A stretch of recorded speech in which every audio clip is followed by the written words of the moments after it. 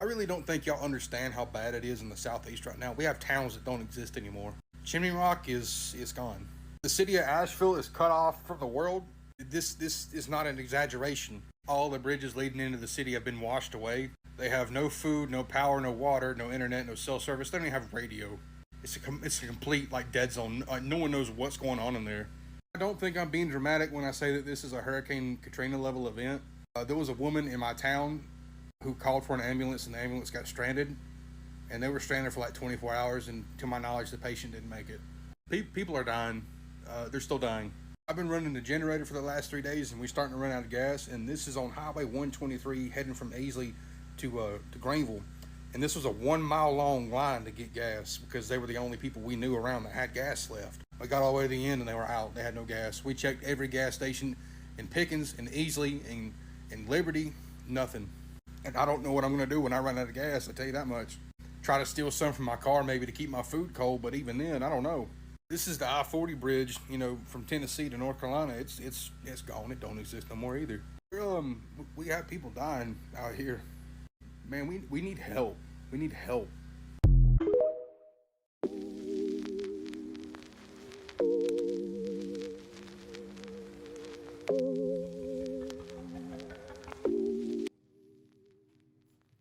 Hey y'all, it's your girl Iced. I am back with another one. This one's going to be a compilation of Hurricane Helene. I am in South Carolina, upstate, maybe about 20 to 30 minutes away from Charlotte. We got hit, but not as bad as other places. So I just wanted to make this video to make other people aware. There are some things that I've seen on TikTok where people are kind of making jokes about it, but typically we don't get the bad end of the stick. So this is pretty bad. We lost power for about 2 days. We are all safe, but I just wanted to make this video to bring awareness to what is going on. I don't do any fear mongering over here, but I would say to be smart and don't take this as a light warning. While I put my hair in a style to stretch it, I want you all to sit with me through these TikTok videos, and we will talk after they get done. Remember how I said hurricanes are going to get worse? This is just the start. Hurricane Helene went from a Cat 1 to a Cat 4 in the span of a day right before it hit Florida. And horrifyingly, that's not where most of the damage is. Western North Carolina and eastern Tennessee are practically gone. Most of the towns in that area that are heavily reliant upon the roads to get supplies in, those roads have been washed away. The towns have been washed away. There are thousands of people without homes in an area that's not supposed to get hit by hurricanes. And that's not the scariest part. The scariest part is that Hurricane Helene was such a strong hurricane that it managed to sustain most of its mass and shape until it hit Lake fucking Erie. The remnants of the eye wall smacked Columbus, Ohio dead on and was an incredibly powerful storm by the time it hit. Increased ocean temperatures from global warming are 100% what made this storm so severe and what made it capable of sustaining itself over a good majority of America's landmass. That's something we can expect from this point on.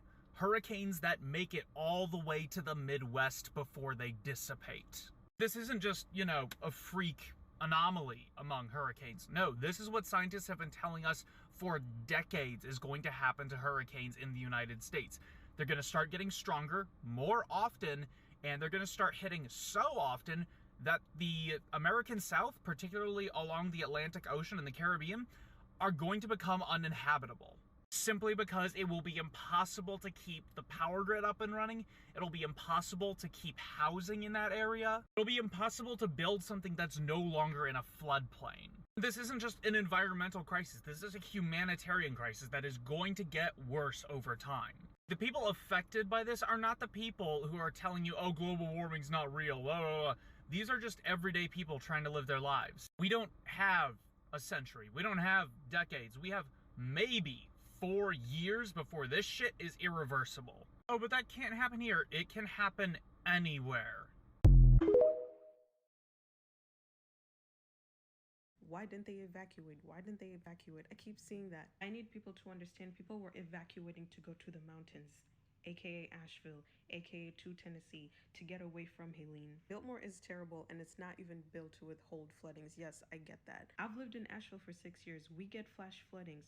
What you guys don't understand, the dam broke. I haven't been able to get in contact with my friends until today.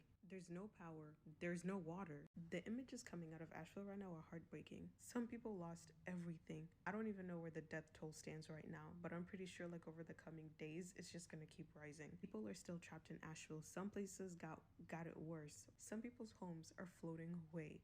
I keep seeing videos that are just like coming out of Asheville where I used to live, completely underwater. I was trying to book a flight to go back in and to look for my friends. No flights are going in. The roads are cut out. There's a lot of mountain slides, so the roads are literally eroding away. Thank God I got in touch with some of them. They're able to leave now, and they're trying to find a route to just get out. But I need y'all to understand something. Asheville is not Florida. They're not gonna get ready for a hurricane like Florida. With that being said, people were evacuating the coast to go to the mountains to get away from the hurricane. That's what y'all need to understand.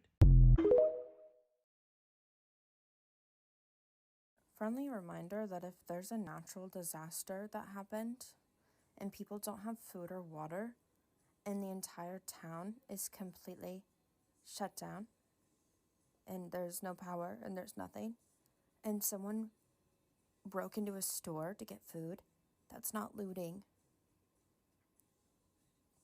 That's really crazy you would even say that. We booked a mountain vacation not knowing that a hurricane was going to come and destroy the little town that we're supposed to be going to, and we cannot be refunded.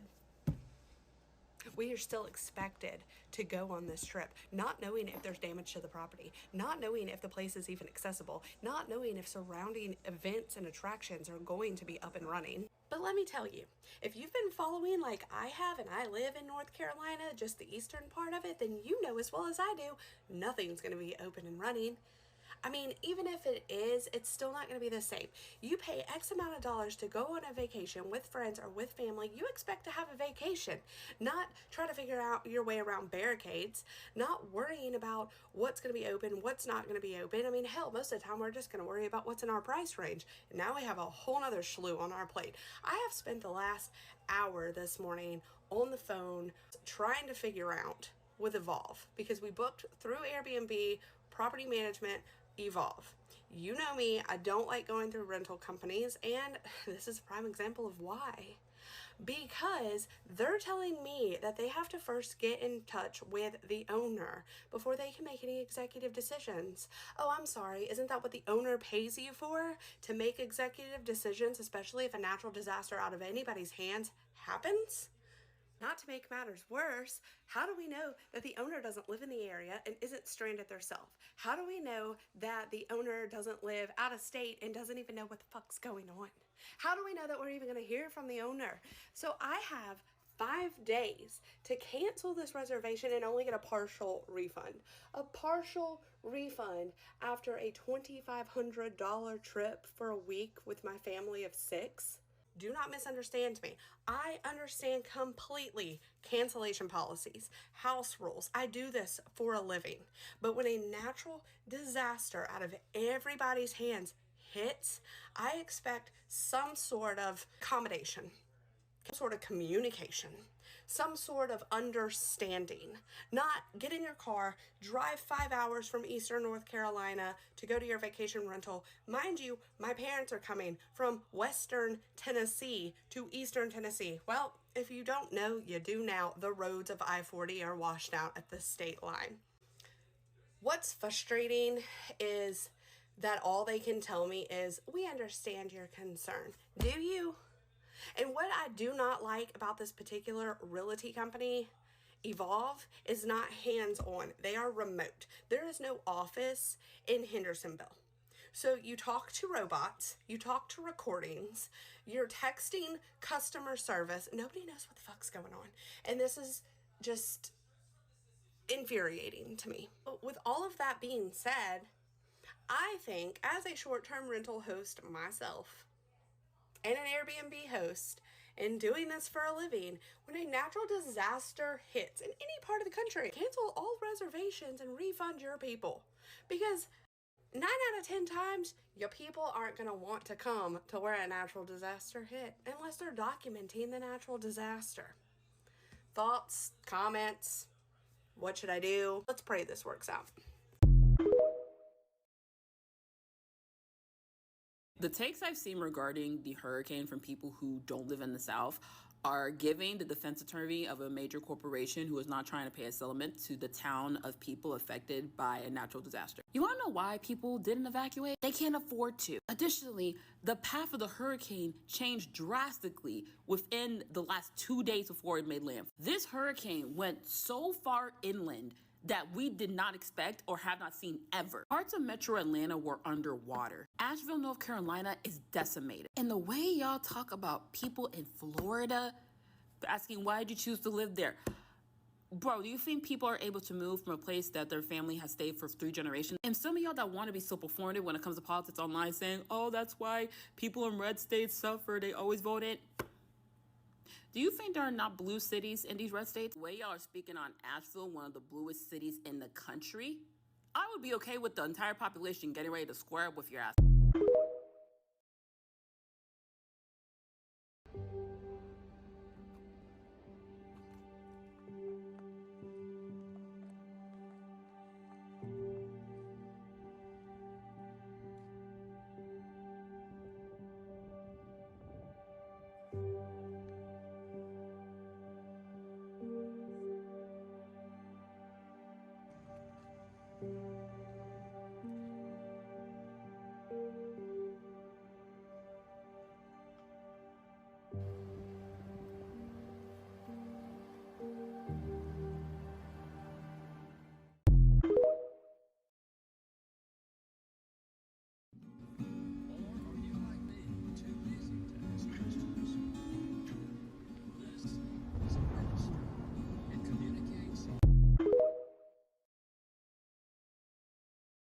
Help me understand something.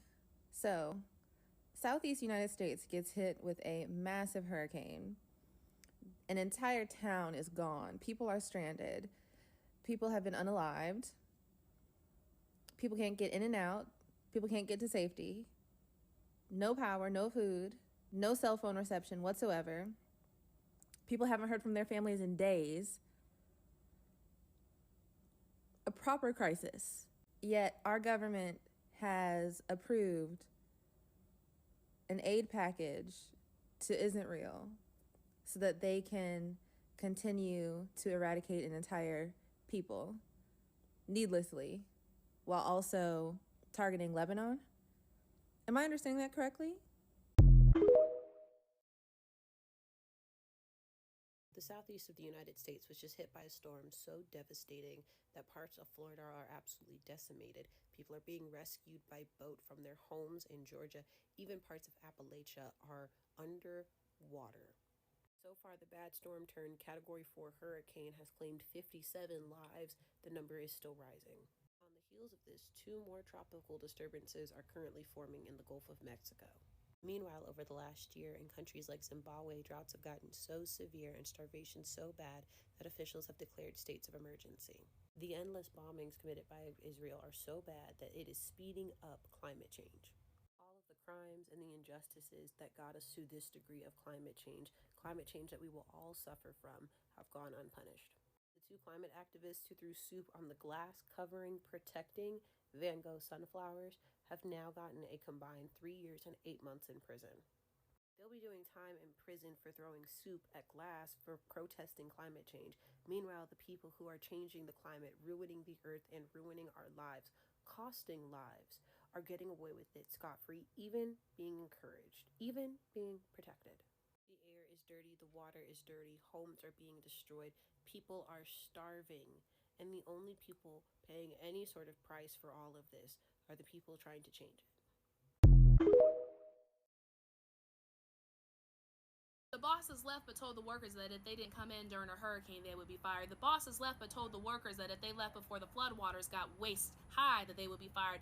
The bosses left but told the workers to pick between their lives and their livelihoods, and the workers lost their lives. This is a story coming out of Tennessee. Impact Plastics. Family members of missing people are claiming that their family members went into work because they were told that they had to, and now they are missing. 5 of them are confirmed dead. And what is occurring and what is pissing me off so bad right now is that the bosses are alive to tell the tale. They put out a statement categorically denying the allegations, saying that they told them to leave. They had a translator, they had somebody saying it in English, they had somebody saying it in Spanish. But what I will say is, if what the family members and if what people are saying is true and the bosses decided to jeopardize the lives of workers just to make an extra dollar, I hope they lose everything they have, and I hope they rot in a prison cell. Workers are not expendable, okay? Workers are not pawns for you to use just so you can stuff your pockets. Our lives have value. Our lives matter. I truly hope that the people that are currently missing are found. Hurricane Helene wreaked havoc all over the southeast. There are parts of Florida, Georgia, Tennessee, North Carolina that will never be the same because of the storm. There are people dead, people that have lost everything, and I truly hope that they find these people out in Tennessee. Police shot the dogs during Hurricane Katrina. Not a lot of people know about that. I did because I was still a vet tech at the time and doing shelter work. So we were taking in a lot of pets in California from Hurricane Katrina. And there were people who were they put their dogs, they thought, not just dogs, family pets, in a school that had been evacuated on like the 3rd or 4th floor, and written on the walls, family pets, we are coming back for them. And police went through and shot all of those pets, those family pets. If you live in Florida and please take your pets with you. They're your family members, and they're saying this could be as bad as Katrina. And sometimes if you leave your pets behind, decisions are gonna have to be made by officials for what they feel might be the most humane thing to do. So please take your pets with you.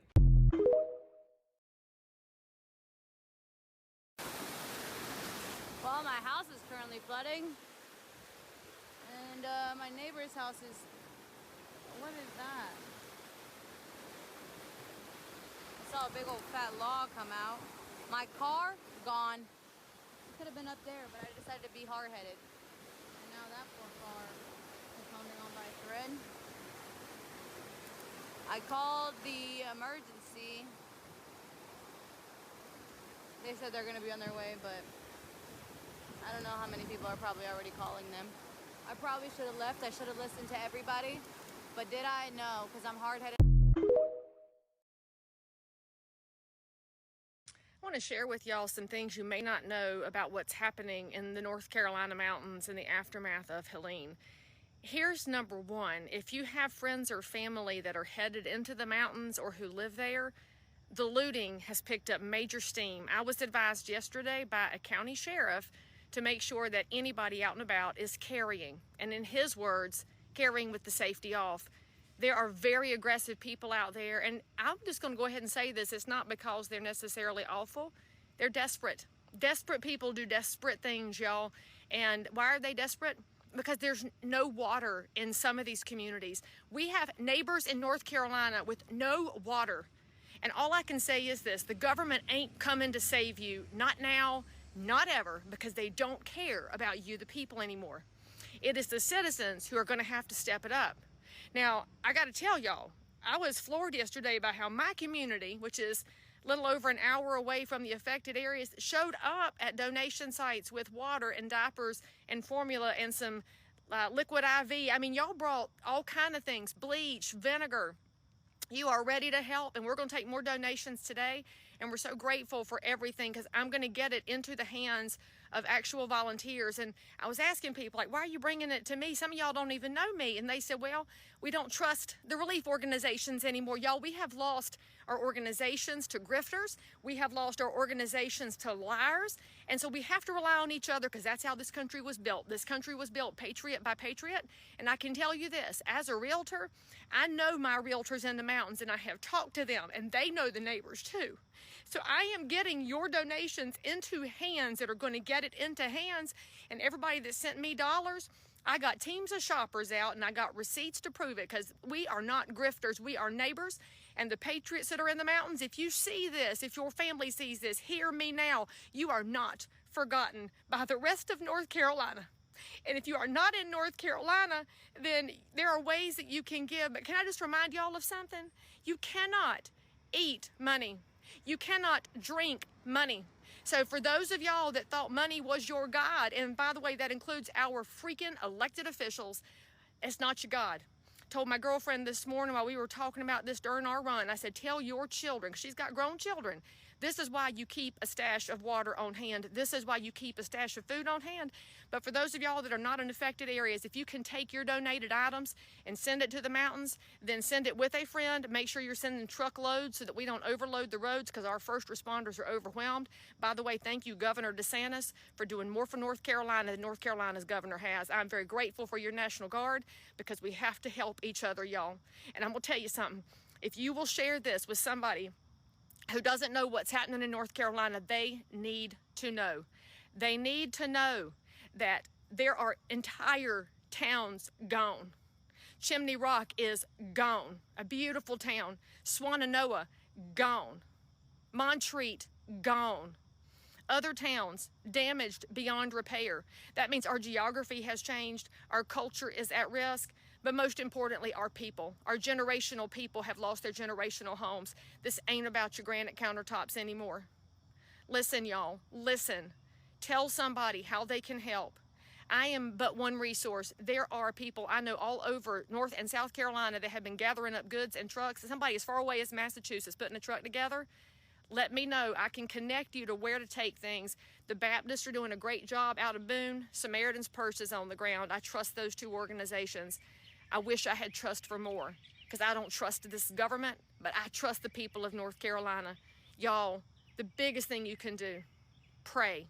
Pray right now. Pray fervently that people will turn their hearts back to God, and pray for a hedge of protection around all those who have seen things they should never have to see. I'll tell you one more story before I hang up this video. I had a lady come to my donation site yesterday, and her grandson is 10 years old, living in the mountains with his mother, who works in a VA hospital. They're getting the kid out today to get him home, because they can finally get him out. And they're worried because he has seen things he should never have to see. When you have children that are seeing bodies on the ground and towns gone, we're going to have to answer for that one day, y'all. Please pray, please do something. And for those of y'all that have already done something, I can't thank you enough.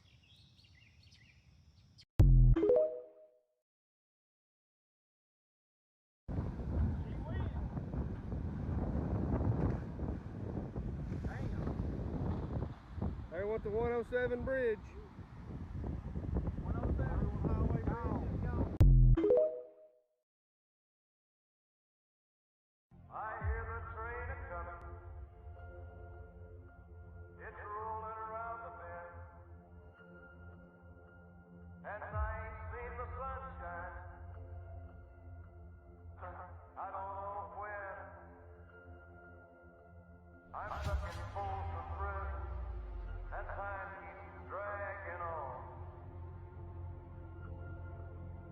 But that train keeps a-rolling.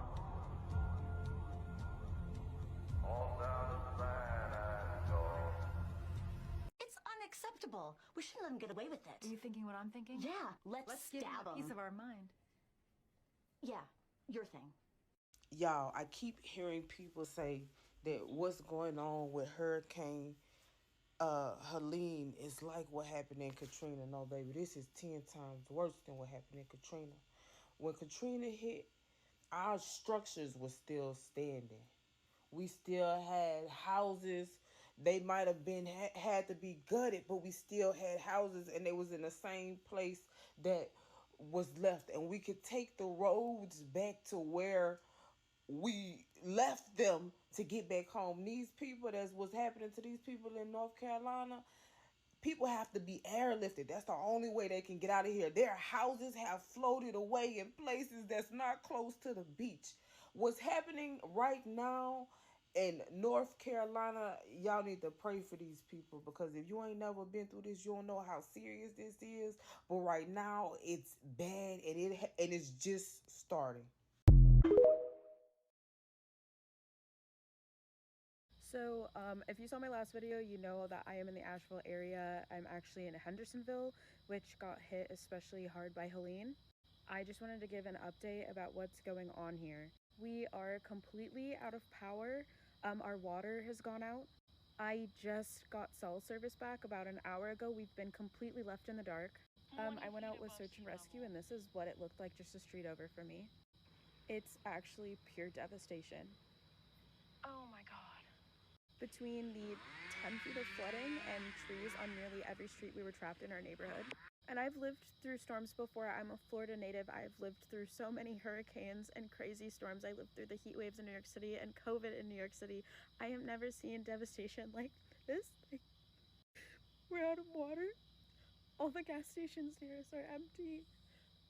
We don't know what roads are open, where to go. And when search and rescue came, they got nearly 20 people out of that flooding you saw, and they just left them there. And we had to figure out how to house 20 people in the middle of this emergency when we don't have food, we don't have water. We are vastly unprepared as a society for climate change and extreme weather events like this. I've been hearing that landslides have shut down highways, that the dam in Lake Lure broke. And to make matters worse, this weekend was supposed to be my dad's funeral, and his funeral was flooded. I just wanted to give an update because this is actually devastating here. And if you're seeing this from the Asheville, Hendersonville, Brevard, Swannanoa area, you need to evacuate. Like, there's literally no point in staying in the area. There's no water, there's no gas, there's no food. Get out. This flooding in North Carolina does not sit well with me. I think something's going on. So I decided to do some digging. So the first thing I find out is North Carolina has the richest deposits of lithium in the entire world. Yeah, lithium for like cars, batteries, all that. Then I find out they have the world's highest purity quartz deposits. And that quartz just so happens to be the world's supply for AI chips, microchips, and all kinds of stuff. We're talking a $530 billion industry. So this is where it gets interesting. So a company by the name of Piedmont Lithium is awaiting a state mining permit for a site in northern Gaston County. And Gaston County is completely flooded right now. The project was awaiting zoning approval because they were getting backlash from the residents and also city officials. And this lithium mine they want would be the third largest producer of lithium in the world. And they made a deal with Tesla already. Now remember the quartz? So in Spruce Pine, North Carolina, right next to Ashland, they are wanting to expand their mines even larger. And the residents aren't having it either. Enter the floods. People, these are mountain towns. It rarely, if not ever, floods in the mountains. I would know, I grew up in the mountains in Colorado, which means none of these people have flood insurance. I mean, the media is saying biblical devastation in North Carolina, AKA like the worst thing that could happen, and you're not coming back from it. Read between the lines, people. Everything happens for a reason. That was crazy. Let me know if you were affected, if your family was affected. Let's all gather down in the comments and embrace each other and give everybody some love. Till then, we will holler.